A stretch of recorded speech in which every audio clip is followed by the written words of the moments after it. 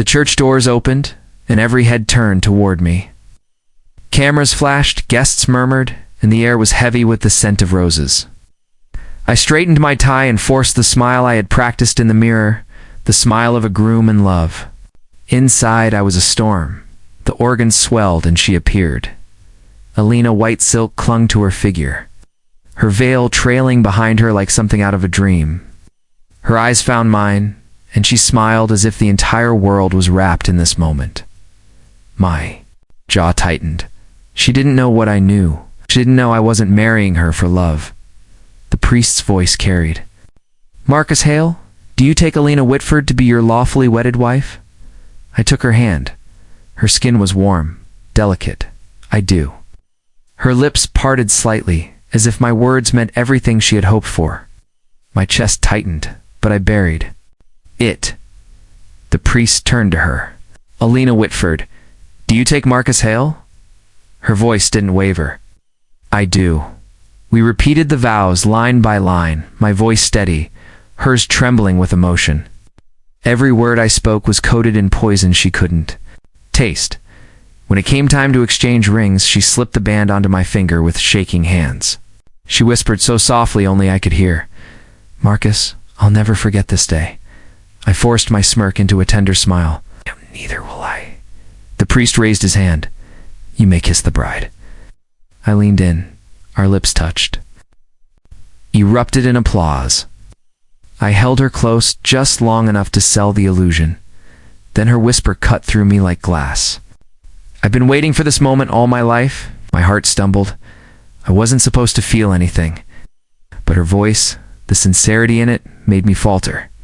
The kiss ended. She looked up at me with devotion, unaware that behind my smile lived a promise of revenge. We walked down the aisle, hands locked, petals raining over us. Cameras flashed, guests cheered. She held my arm tightly, leaning her head toward me. "You look like you're holding the entire world together," she teased. I kept my grin sharp. "It's a heavy crown." She laughed softly. "You're mine. Now, Marcus, nothing can take this away from us." Inside, my chest burned. It wasn't hers. She was mine, but not in the way she thought. At the reception, I raised my glass to toast. To my wife, to Alina, may our life together be everything we dreamed. Cheers filled the hall. Her eyes shimmered with tears. "You always know how." "To make me feel safe," she whispered as she touched my cheek. Safe, if only she knew. I pulled her onto the dance floor. Music swirled. She pressed close, her dress brushing against me. Every step was too intimate, every glance too trusting. "Quiet," she said, tilting her head. "Are you nervous?" I tightened my grip on her waist. "No, just thinking." "About what?" I leaned close to her ear. "About how quickly everything changes." Her smile was shy. "And do you like the change?" I hesitated, then forced the word yes. She sighed, leaning her head against my chest. My mask slipped for a second. I felt her heartbeat, steady and real, and it unsettled me. Later, when the guests cheered for us to cut the cake, she clung to me, laughing with pure joy. I held the knife with her hand over mine, and together we sliced through the tears. Cameras captured every second, every false smile, every tender glance I pretended to give. As the night ended, we slipped away in the car waiting outside. The driver congratulated us. She squeezed my hand. "Marcus, I feel like I've stepped into forever." I turned my face to the window, hiding the flicker of conflict in my eyes. "Forever can be a long time." She laughed softly, thinking I was being playful. "Good. I want a long time with you." The city lights blurred past as we drove to the hotel suite. She leaned against me, fingers intertwined with mine. "You're so calm," she whispered. "I thought you'd be nervous today." "Get nervous," I said flatly. She smiled, lifting my hand to her lips and kissing the ring she had placed there. "Then I'll carry all the nerves for both of us." Her faith in me was suffocating. She had no idea she was sleeping next to a man who had married her not to love her but to destroy her. Yet when she looked up at me with those unguarded eyes, I felt the first crack in my perfect mask. I had planned every step of this revenge. I had sworn I would never falter, but Elena whispered again, barely audible, her lips brushing my ear. I've been waiting for this moment all my life. And for the first time since this plan began, I wasn't sure if I could go through with it. The suite door shut behind us with a soft click. Elena slipped off her heels and set them neatly by the dresser. She smiled at me, her cheeks flushed with wine and celebration. Finally, she said, exhaling, "It feels good to breathe." I loosened my tie and sat on the edge of the bed. Long day. Her eyes flicked to me, searching for warmth. The happiest day of my life. I forced a tired grin. Glad one of us enjoyed it. Her brow creased. "You didn't?" "I'm exhausted," I said quickly. "That's all." She moved closer, the silk of her gown whispering against the floor. "Everyone kept telling me how lucky I am. They said you looked at me like I was the only woman in the world." I laughed under my breath. "People see what they want to see." She tilted her head. "And what do you see?" I kept my voice even. "I see a woman who should sleep. You've been on your feet all day." She didn't move. Instead, she sat beside me, her dress brushing against my arm. "You're avoiding something. You've been distant since we left the reception." I leaned back on my palms. "Maybe I'm not used to being watched by 100 people with cameras." Her lips curved faintly. "You looked like you were born for it." I studied her face. The faint freckles across her nose, the softness in her gaze. She wasn't the arrogant heiress I had prepared myself to despise. She reached for my hand. "Marcus, are you happy?" The question caught me off guard. I could feel the weight of it pressing against my chest. I slipped my hand out of hers and stood. "Happiness is complicated," she frowned. "It shouldn't be. Not tonight." I walked toward the balcony doors and pulled them open. Cool night air swept into the room. "Come on, you'll feel better." "Outside?" She followed, the hem of her dress trailing behind her. On the balcony, the city lights stretched endlessly, glittering against the dark sky. She leaned on the railing, closing her eyes. "This view," she whispered, "I've dreamed of nights like this." I crossed my arms, keeping distance between us. "You dream too much." Her eyes opened. "And you dream too little." The corner of my mouth lifted. "I don't have time for dreams." "Everyone has time," she said softly. "Even you." Turned, resting her back against the railing. Her gaze locked on me, unflinching. "Why do you feel so far away?" I met her eyes without blinking. "Because maybe I am." Her voice wavered. "Did I do something wrong?" I shook my head. "No." "Then why can't I feel you?" Her vulnerability cut through me in ways I didn't want to admit. I stepped closer, close enough to smell the faint vanilla of her perfume. "You don't need to feel me. You need to sleep." Her lips curved sadly. "You're a mystery, Marcus Hale." I smirked. "Maybe I like it that way." She laughed softly, almost to herself. "You make me feel like I'm chasing a shadow? Maybe you are." Her eyes didn't leave mine. "I'll catch you one day." Her certainty rattled me. I turned back to the city lights, trying to steady myself. "Go inside, Elena." She didn't move. Instead, she brushed a loose strand of hair from her face and stepped toward me. "You can keep running from me if you want, but I'll be here, waiting." I clenched my jaw. "Don't make promises you can't keep." She leaned closer, her voice barely above a whisper. "I don't break promises." Silence hung between us. My pulse betrayed me, pounding harder the longer she stood near. I forced myself to take a step back. "Elena," I said firmly, "this marriage is new. Don't expect me to bare my soul in one night." She smiled faintly. "I don't need your soul yet. I just need your truth." I looked at her, steady and unyielding. "The truth is I'm tired." Her shoulders dropped. "Let me stay with you, even if you say nothing." She walked back inside and lay on the bed, the silk of her gown pooling. Around her, she looked small against the vastness of the mattress. I lingered at the doorway, caught between the man I was and the plan I had sworn to. She patted the space beside her. "Come here, Marcus."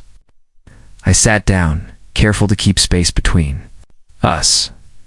She rolled onto her side, watching me. Do you regret today? I turned my head to meet her gaze. No. Her eyes softened. Good, because I don't think I've ever been so sure of anything. She reached out, touching my sleeve gently. One day you'll say the same. Make sure of it. Her words dug deep into the cracks I fought to keep sealed. I lay back against the headboard, staring at the ceiling. She shifted closer, her head resting lightly against my shoulder. I'll make you love me, Marcus. The room was silent, but her words echoed inside me, louder than any vow I had spoken. At the altar, I sat in my study with a file open on the desk. Names, dates, financial statements. The Whitford Empire spread out in front of me like a map of scenes. Alina walked in, holding 2 mugs of coffee. You're working again? Always. She set one mug near me. You married me yesterday. Can't you take a break from playing the businessman? I tapped the folder. Some of us don't get to live off family money. Her lips pressed together, but she said nothing. I closed the file before she could peek inside. Why are you hiding it? She asked. Business, I said flatly. Her eyes softened. You don't have to push me away every time I ask. I leaned back in my chair. You don't know what you're asking. She sat on the edge of the desk, her gown brushing against my arm. Then explain. I gave her the smile that hid everything. One day she sighed, slid off the desk, and walked toward the door. I'll keep waiting, Marcus. When she left, I opened the file again. Charles Whitford. Her father. Man who ruined mine. Every page of corruption was a weapon, and Alina was the doorway to get close enough to strike.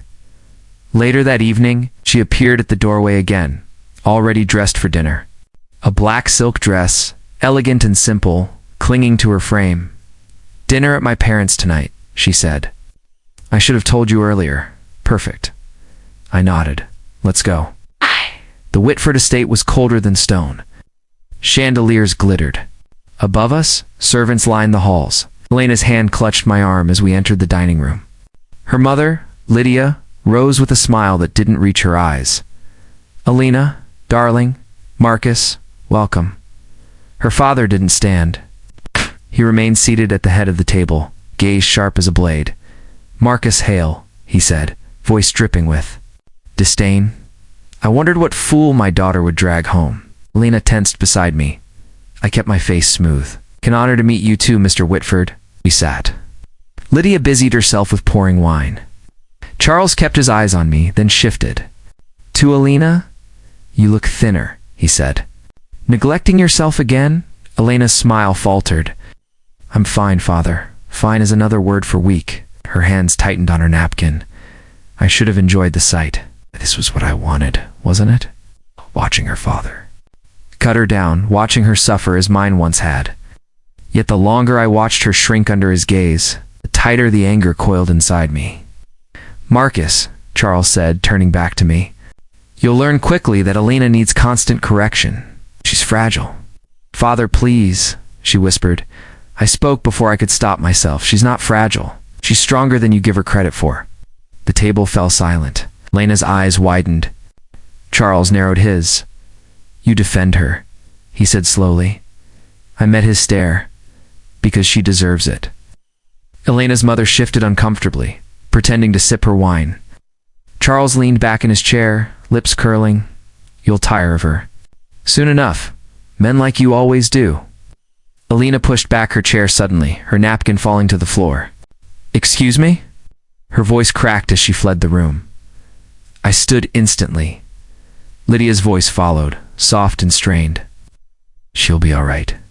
She's sensitive. Oh! I ignored her and walked out. The hallway stretched long and dim. I found Alina on the balcony, arms wrapped around herself. She turned when she heard me. You didn't have to defend me, she whispered. Yes, I did. Her eyes filled with unshed tears. He'll never change. I keep hoping, but he won't. Stop hoping. She shook her head. He's still my father. Then let him rot in his own bitterness. You don't need his approval. Her voice trembled. You make it sound so easy? It is. She stepped closer. searching my face. Why do you care? Hesitated. I should have told her I didn't. I should have reminded myself she was part of the enemy's bloodline. Instead, I heard myself say, because you don't deserve his cruelty. Her hand lifted as if to touch me, then dropped back to her side. No one has ever stood up for me like that. Then they should have. She gave a small, broken laugh. You confuse me, Marcus? Good. Her lips parted, but she said nothing. The silence stretched between us until her mother's voice echoed faintly from the dining room. Alina, come back inside. Alina wiped her eyes and looked at me. Promise me you won't hate me because of him. I swallowed the truth that pressed at the back of my throat. I don't hate you. Her eyes shone with fragile hope. She whispered, then maybe we have a chance. The words struck harder than I expected. She walked back inside, leaving me alone on the balcony. For the first time since this revenge began, I wondered who was really being used as the weapon. Alina twirled in front of the mirror, the crimson dress catching the light like fire. She looked over her shoulder. Too much. My throat tightened before I forced a neutral tone. It depends who you are trying to impress. Her lips curved. Maybe I'm trying to impress my husband. You don't need that dress for me. She walked closer, heels clicking softly. But I like the way you look at me when I wear it. I scoffed. You imagine things? Her eyes sparkled. Do I? The driver opened the door to the gala hall. Music floated out with laughter and clinking glasses. Lena slipped her hand through my arm as we entered. Heads turned instantly. Whispers rippled across the room. She's stunning. Who is she married to? Marcus Hale, of course. Lucky man. I clenched my jaw. Men stared at her two long eyes trailing down. Her figure? She seemed to glow under their attention, while I felt something sharp coil in my chest. At the table, a man in his 30s leaned toward her. Mrs. Hale, that dress was made for you. Alina smiled politely. Thank you, I cut in.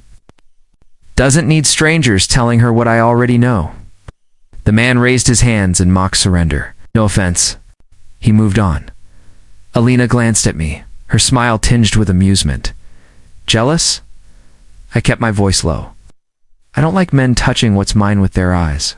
She tilted her head. So you've been watching me. Someone has to.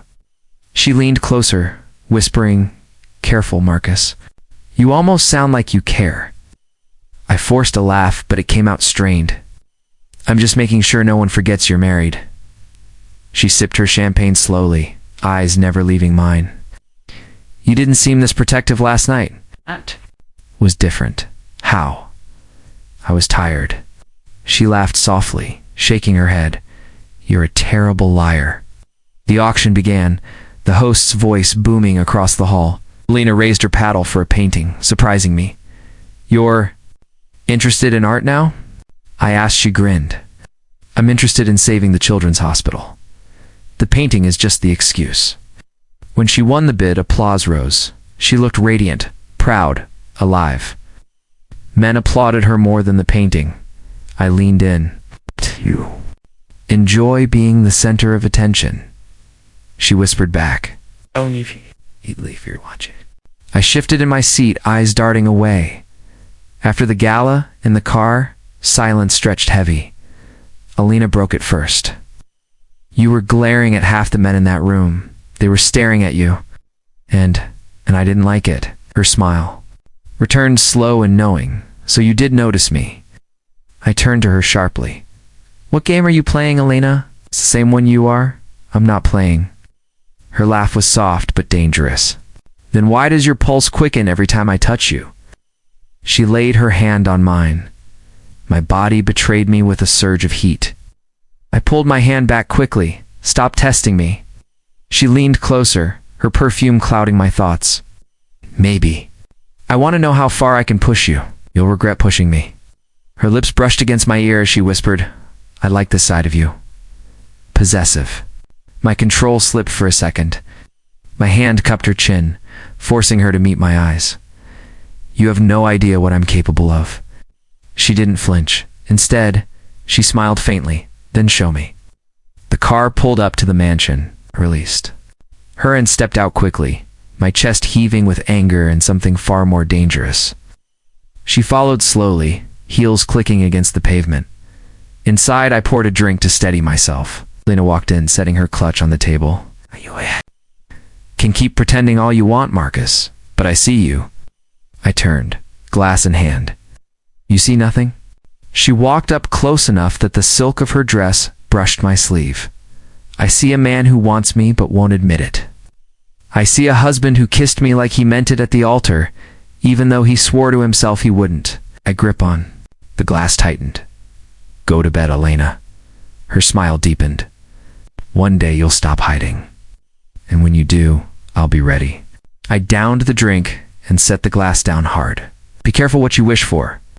She stepped back finally, her eyes never leaving mine. Good night, Marcus.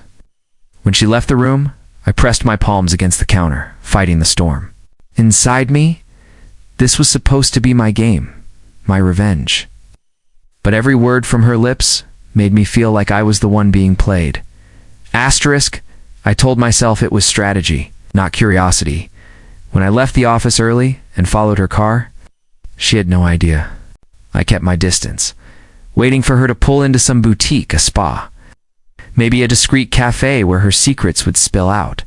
Instead, she stopped in front of a crumbling brick building with peeling paint. I muttered to myself, "What are you doing here, Elena?"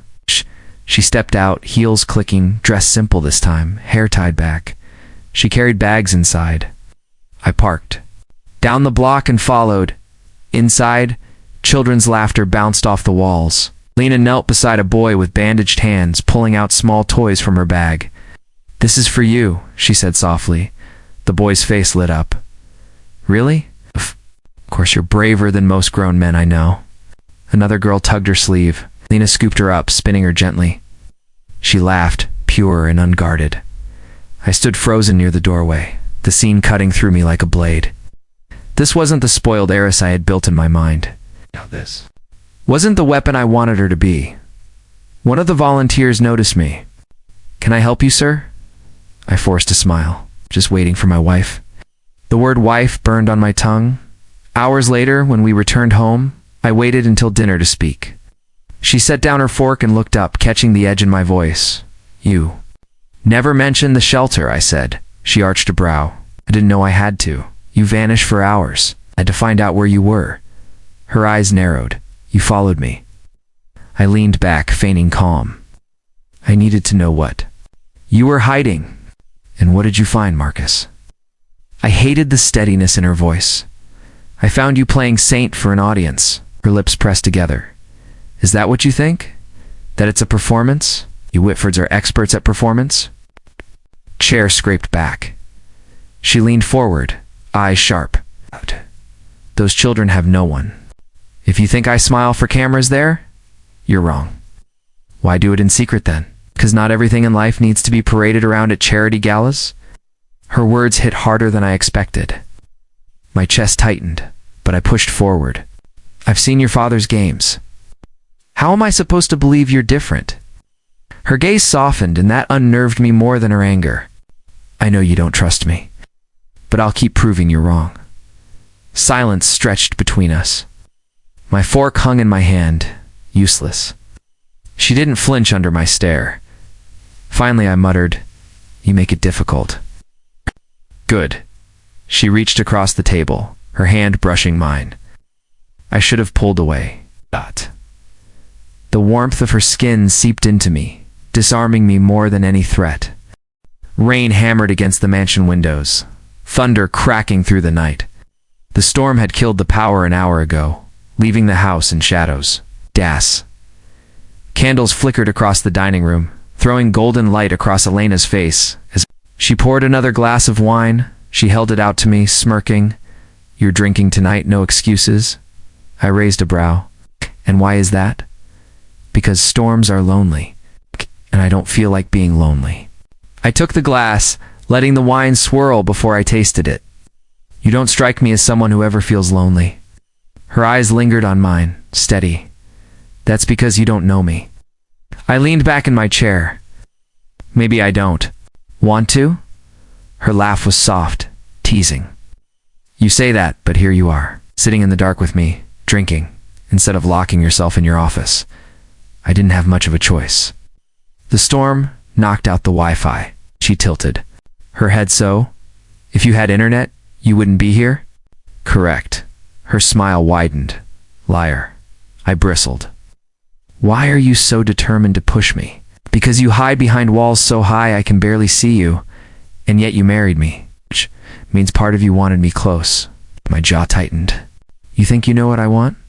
She leaned forward across the table, candlelight dancing in her eyes. I think you're terrified of it.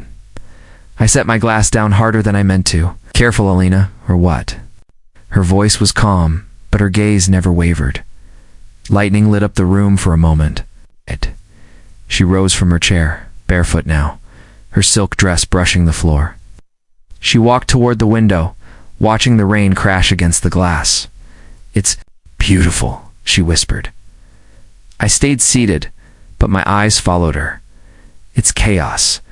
Chaos can be beautiful too. I stood, restless, moving toward her. You always twist things into something poetic. Life isn't like that. Not yours, but mine has to be. Otherwise it would break me. She turned suddenly, her gaze locking onto mine. The distance between us felt fragile, like one wrong move could break it. Why do you fight me so hard? She asked softly. Because you make me forget why I should. She took a step closer. And why should you? Before I could answer, her foot caught the edge of the rug. She stumbled forward with a gasp. I caught her instantly, my arm steady in her waist. She pressed against me, her palms flat on my chest. For a moment, neither of us moved. The sound of rain filled the silence, our breaths shallow and uneven. Her voice trembled. You always catch me. I should have let go. I didn't. Her eyes flicked to my lips, then back to my eyes. My resolve shattered. I lowered my mouth to hers. The kiss was fire and lightning, unplanned and unstoppable. Her lips were soft, desperate, clinging to mine. My hand slid to the small of her back, pulling her closer before my mind screamed at me to stop. Tore myself away, stepping back like I had touched fire. My chest heaved. That shouldn't have happened. Her voice shook, but there was a smile tugging at her lips. So you do feel something for me. The storm raged louder outside, but inside. Silence pressed down heavier than thunder. Julian swirled his drink, watching me from across the bar. You're slipping, Marcus. I leaned back, annoyed, slipping. You're supposed to be dismantling her world, not staring at her like she's the only thing in it. You think I've forgotten why I married her? Starting to? He set his glass down with a sharp clink. Don't let her softness fool you. Her blood runs Whitford. That's the same blood that ruined your father. You don't have to remind me. Clearly I do.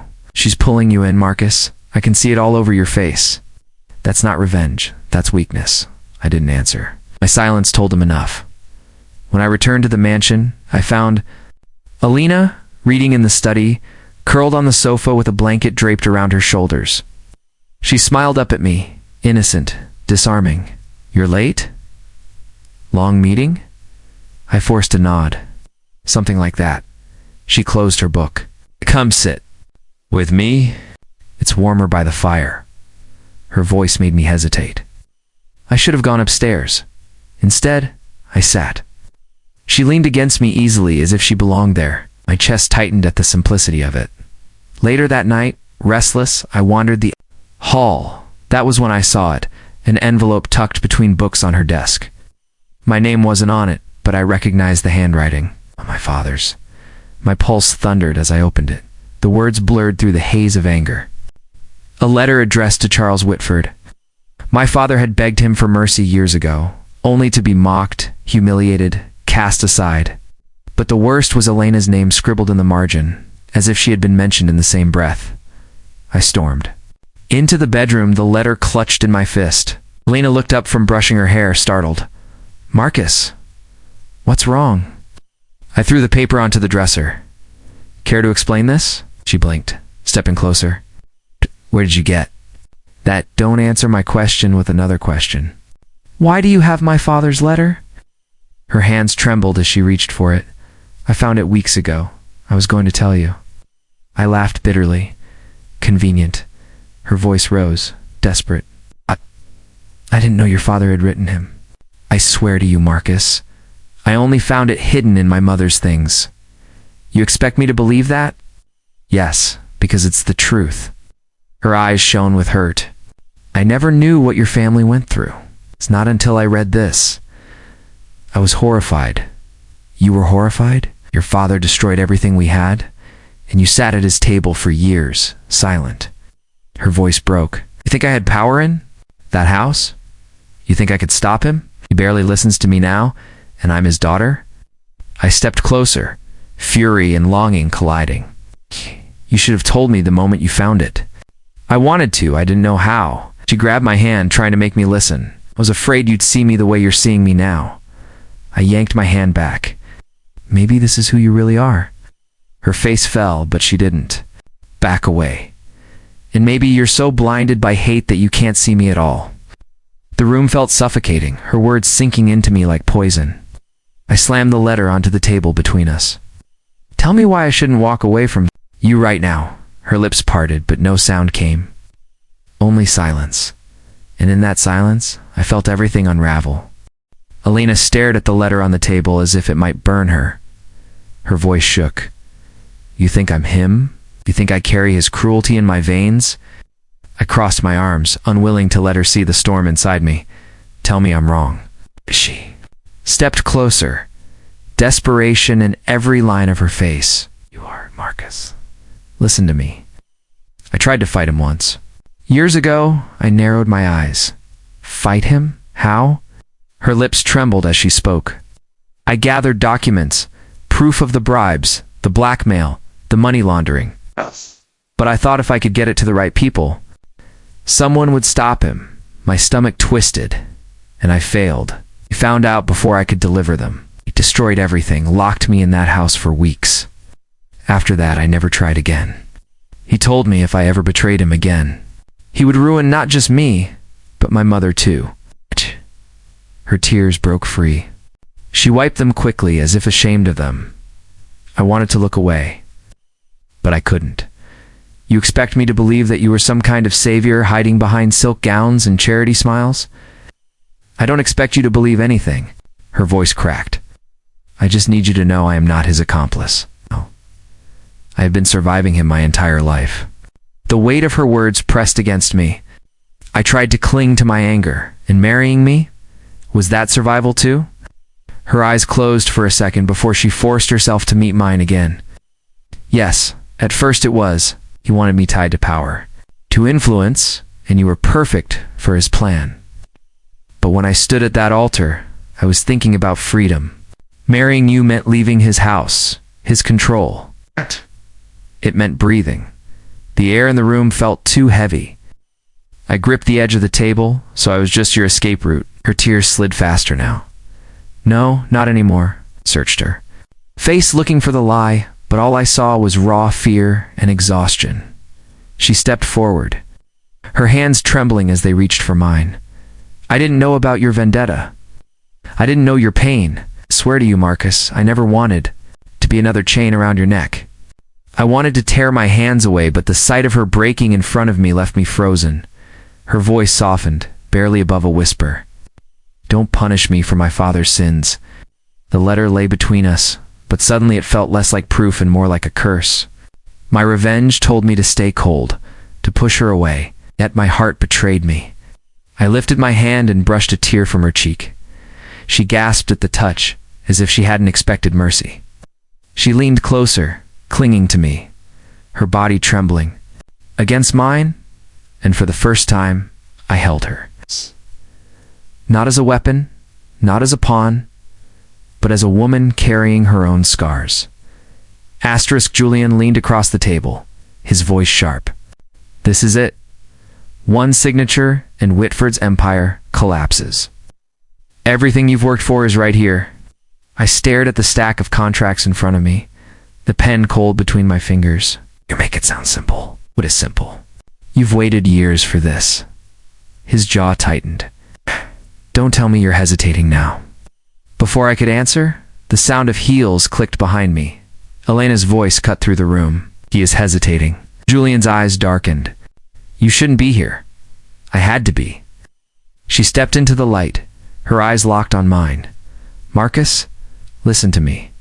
If you do this, you're not just destroying him, you're destroying me too. I forced my gaze back to the papers. You don't get to make this about you. Her voice broke. It is about me. Everything tied to him is tied to me. His collapse will drag me down with him. Do you think the world separates us? They don't. To them, I am his blood, his legacy, his shadow. Julian scoffed. That's not Marcus's problem. You lived off Whitford wealth your whole life. Now you pay the price. Alina spun toward him, her tone sharp. You think I wanted any of that? You think I chose it? I begged him to let me leave, to let me have a life of my own. He never let go. And now Marcus is about to finish what he started. Julian folded his arms. Exactly. That's the point. Slammed the pen down. Enough. They both fell silent. My chest rose and fell too fast, my pulse racing. I need to hear her. Alone. Julian shot me a look of warning but walked out, the door closing hard behind him. Alina moved closer, her hands trembling. Marcus, please, don't sign. Not like this. I glared at her. Why not? He deserves it. Every lie, every ruined life, every dollar he stole, he deserves to lose everything. She swallowed, her voice barely steady. I know he does. But if you do this, you'll destroy me too. The scandals, the lawsuits, the press tearing me apart, they won't care what I've done or haven't done. I'll be collateral damage, and I can't survive that again. You think I care about your survival? The words came out harsh, but my voice betrayed me with a crack. Her eyes shimmered. Yes, because if you didn't, you would have signed. Already. I turned away, pressing my hands against the table, trying to keep my thoughts from unraveling. Oh, you think one confession erases years of suspicion?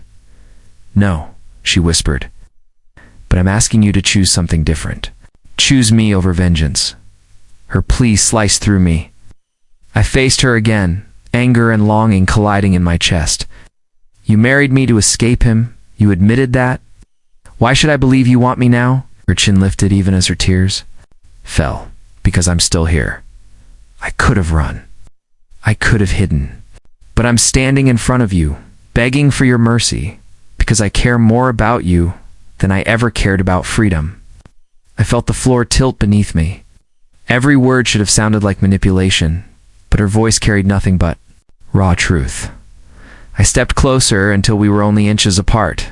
If I walk away from this deal, I walk away from justice. It's from the only thing I swore I'd see through. Her hand lifted slowly, brushing against my chest. And if you go through with it, you walk away from me. I froze. Her touch burned, her words seared. Alina, I whispered, you're asking me to betray everything I am. You know, she said, her voice trembling. I'm asking you to. Save what's left of who you are. The silence stretched, thick and unbearable. I looked down at her, her face inches from mine, her breath shaky. My heart screamed one thing, my pride screamed another. Behind us, the storm rattled the windows, wind tearing at the glass. The room felt like a battlefield, and the papers on the table were the final weapon. I pulled back slightly, fighting for air. If I choose you, I lose myself. If I choose revenge, I lose you. Either way, I lose. Her tears spilled freely now. Then lose the anger, not me. Julian's voice came muffled through the door. Marcus, time's up. The investors are waiting. I shut my eyes for a moment, then forced myself back to the table. I picked up the pen. My hand shook as it hovered over the paper. Alina gasped, rushing to my side. Marcus, don't. Once you sign, there's no turning back. Her desperation clung to me, but the ink touched the page, carving the beginning of my choice. She let out a broken cry. You do this, you'll lose me forever. The words cut deeper than any blade, but my signature kept moving. I heard the zipper before I saw her. The suitcase on the bed was already half full, clothes folded with shaking hands. Alina, stop. My voice cracked harder than I wanted. She didn't look at me. I can't. You can't, or you won't. Eyes lifted then, red and swollen. Both. I stepped closer. You're overreacting. Her laugh was sharp, bitter. Overreacting. You signed away my life, Marcus. My father's fall is mine too, and you knew it. I reached for her wrist, but she pulled back. I did what I had to do. No, she whispered. You did what you wanted to do. I clenched my fists. Everything I've ever done was for justice. For my family, you knew that from the start. And what about me? Was I just the collateral you never admitted to? Her question gutted me. I forced myself to answer. You knew who I was when you married me? She dropped another dress. Into the suitcase? Her voice trembling. I married you hoping you would choose me over the man you hate. I was wrong. Elena, listen to me. No, Marcus, you listen. She spun on me, tears streaking down her cheeks. I loved you. Against every warning, against every fear, I gave you my heart. And you gave me nothing but proof that revenge matters more than love. I froze, unable to breathe. She zipped the suitcase fully this time. I won't stay where I'm only a weapon in someone else's war. I grabbed the handle before she could. You walk out that door, you don't come back. Her eyes met mine, broken but unflinching. I already did. I let go, helpless, watching her drag the suitcase down the hall. Each step echoed through the mansion like a nail in my chest. The front door shut, and the silence that followed was unbearable. I staggered back to the study. The contracts still spread across the desk. The ink of my signature looked darker now, heavier. Victory stared back at me like a curse. The door creaked open behind me. Julian stepped in, a smug grin on his face. So she's gone. I didn't answer. He poured himself a drink from the cabinet, swirling the glass. I told you, Marcus. Attachments weaken you. But look at what you've accomplished. Whitford is ruined. The empire that crushed your father is ash. You won. I snapped my head toward him. Then why does it feel like I lost everything? Julian's grin faltered, but only for a second. Because you're thinking like a man in love, not a man seeking justice. Love is temporary, revenge is forever. I slammed my fist on the table, the contracts rattling. Revenge feels like dust in my mouth without her. He set the glass down, his tone colder. Then you should have thought about that before you. Let her in. Get out. He raised a brow. Marcus, I said, get out. Julian studied me for a long moment, then left without another word. The mansion groaned in the storm outside. I walked room to room, every corner, echoing with her absence. Her perfume still lingered in the hall, her laughter still ghosted in the walls, but the warmth was gone. The place felt hollow, a monument to my own ruin. Hours passed, or maybe it was only minutes. I couldn't tell. Then came the knock. I opened the door and found no one, only an envelope resting on the mat. My chest tightened as I saw the handwriting. Hers, hand shaking. I tore it open. The ink inside was smudged in places, as if her tears had stained it. If you ever loved me, prove it. Not with words, but with choices. The paper slipped from my fingers, my breath trapped in my throat. For the first time in years, I had no plan, no certainty, no mask. Only a single truth. I had destroyed her trust. And only my choices could win it back. But what choices were left? The storm outside howled, but it was nothing compared to the one raging inside me. Asterisk Charles Whitford's office smelled of old leather. And Smoke sat behind his desk, smug as ever, sipping whiskey as though the world still belonged to him. You look restless, Marcus, he said. Is it the wife? She's too soft for a man like you. I stepped closer, voice sharp. I didn't come here for small talk. He smirked. Then what? A deal. Or have you finally realized that marrying my daughter was your biggest mistake? I dropped a folder onto his desk. Those are your mistakes. Offshore accounts, shell companies, bribes. Gosh, everything you thought was buried. His smirk faltered. But only for a moment. You think papers will scare me? I've survived bigger storms. You won't survive this one. Not because I'm going to ruin you. Because I'm going to strip away the only weapon you've ever had, Alina." He leaned back, laughing. "Alina, she's weak. She was born to serve, to obey. She'll never leave me. She already has." His laugh cut short. "You think? She chose you? You think you matter to her more than her blood?" "I know she does, because I've seen her fight. She's stronger than you ever allowed her to be." His eyes narrowed. "You're bluffing." I slammed my hands on the desk. "No, I'm done bluffing. You destroyed my family. You dragged my father's name through the dirt until he couldn't stand the shame. I married your daughter to make you suffer. That was my plan." The door behind me creaked, but I didn't turn. Charles sneered. "So you admit it, Alina was just a pawn." My chest tightened, but I forced the words out. "That's what she was meant to be, until I saw who she really is. Till I realized I'd rather lose my revenge than lose her." Silence cut the air. Then a broken voice whispered from the doorway. Marcus turned. Alina stood there, pale, her hand trembling on the frame. "Alina, her eyes were wide with shock. "You married me for revenge?" "Yes," I said, my voice cracking. "But that's not why I'm here now." Tears brimmed in her eyes. "All this time I thought I was escaping my father. I thought you were the one place I could be free." I took a step toward her. "You are free, because I'm choosing you, not him, not revenge. You." Charles chuckled darkly. "Pathetic. You think she'll forgive you? She's not that foolish. Get out of my house, father."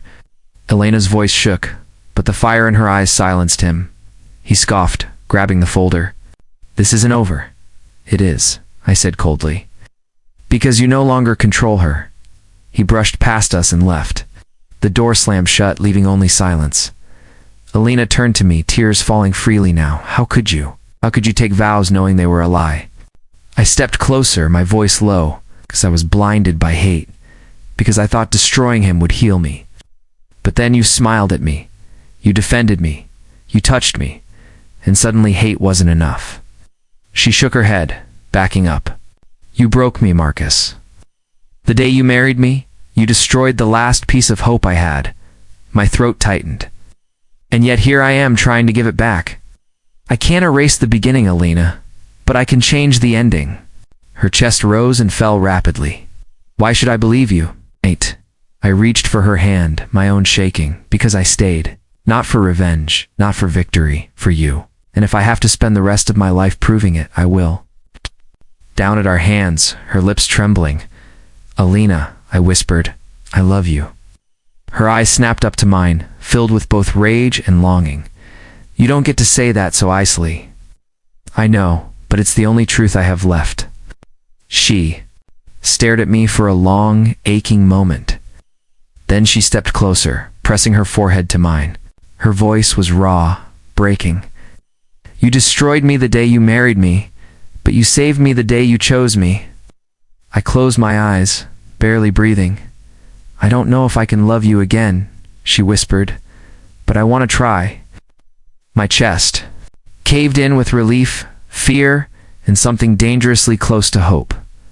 "Alina," I whispered back, "I'll wait as long as it takes."